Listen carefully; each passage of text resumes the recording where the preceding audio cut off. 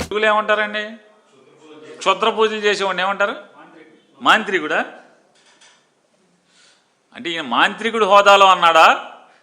అప్పుడప్పుడు మెడలో అక్కడిక్కడికి పూజలు చేసుకుంటా వెళ్ళిపోతూ ఉంటాడు కదా, ఆ మోడల్లో మాంత్రికుడు హోదాలో అన్నాడా?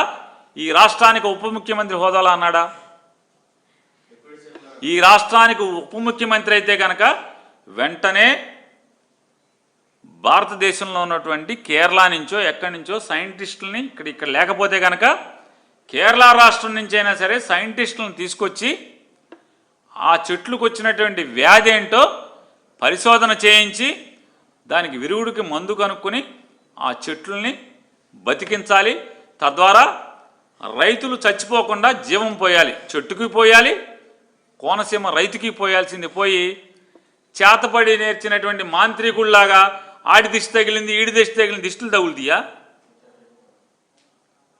నిజంగా దిష్టే తగిలితే మీ ముగ్గురు విమానాలు ఎక్కి జనం సొమ్ముతో విమానాలు ఎక్కి లేదా హెలికాప్టర్లు ఎక్కి తిరుగుతున్న దానికి మీ ఆ దిష్టికే మీరు పడిపోవాలి. కొబ్బరి చెట్లు ఎందుకు పడతాయి దిష్టి అనేది ఉంటే? ఇవాళ తెలంగాణ ఆంధ్రాతో పోటీపడి వరి పంట పండిస్తున్నాయి, ఆంధ్రాతో పోటీపడి ఉద్యానవన పంటలు పండిస్తున్నాయి. ఒకవేళ తెలంగాణ ఏంటంటే రాజస్థాన్లో పండుతున్నాయి,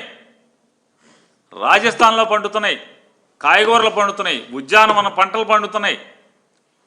టెక్నాలజీ మారిపోయిన తర్వాత ఇంకా ఈ చేతబళ్ళు మంత్రాలు ఈ అంటే పరిపాలించడం చేతకాక ఓటేసినటువంటి నమ్ముకున్నటువంటి ప్రజల యొక్క అవసరాలను ఎలా తీర్చాలో చేతకాక చేతిలో అధికారం ఉన్నప్పటికి కూడా దాన్ని ప్రజల కోసం కాకుండా వీళ్ళ సొంతం కోసం వీళ్ళ లాభాల కోసం వీళ్ళు బాగుపడటం కోసం తప్పితే వీళ్ళకి తెలిసిందేంటి అంటే అధికారం వీళ్ళు బాగుపడటం కోసం మాత్రమే తప్పితే ప్రజల బాగోగుల కోసం ఆ అధికారాన్ని వాడటం చేతకాక మాత్రమే ఈ చేతబడి పిల్లి మొగ్గలు చేస్తున్నాడు తప్పితే వేరే ఏమి కాదు పవన్ కళ్యాణ్ గారు అనేది మనకు అర్థమవుతుంది.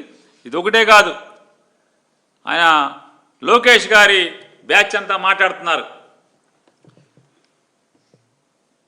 ప్రజల సొమ్ము నయా పైసా ఖర్చు లేకుండా లోకేష్ విమానంలో తిరుగుతున్నాడని. నేను ఒక సామాన్యుడిగా ప్రశ్నిస్తున్నాను లోకేష్ గారి బ్యాచ్ అందరినీ, అయ్యా లోకేష్ గారు లేదా పవన్ కళ్యాణ్ గారు మీరు తిరిగేటువంటి విమానాలు ఖర్చు ఎవరు పెడుతున్నారు? ఎస్, జనం సొమ్ము కాదు, ఎవరి సొమ్ము అది? ఎవడొకడు డబ్బు కట్టకుండా విమానం గాల్లోకి లెగదు కదా, మరి ఎవడు పెడుతున్నాడు? అంటే మీరు ఎవరన్నా బినామీలను పెట్టుకుని బినామీల చేత విమానాలు కొనిపించి తిరుగుతున్నారా ఫ్రీగా? లేదా రూపాయి లేకుండా మీకు విమానాలు పెట్టేవాడు ఎవడో? ఎందుకు పెడుతున్నారు? వాళ్ళకి 99 పైసలకి భూములు ఇచ్చేవాళ్ళు పెడుతున్నారా?